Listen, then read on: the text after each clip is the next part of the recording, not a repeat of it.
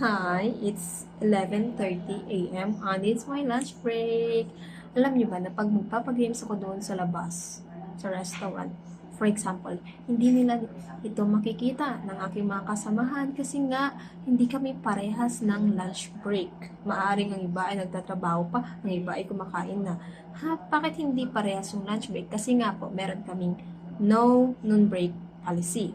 Yan yung halos sa lahat ng mga government institution. So, ibig sabihin nun, kailangan may tao yung opisina, kailangan may nag-entertain or nag-accommodate sa client para hindi sila magantay ng matagal. So, yun yung dahilan kung bakit minsan yung iba sa mga kasamahan namin alauna na kumakain. At syempre, sa sobrang dami din ng mga paperworks. Kaya nga, yung iba dito, dumalaon na. Char.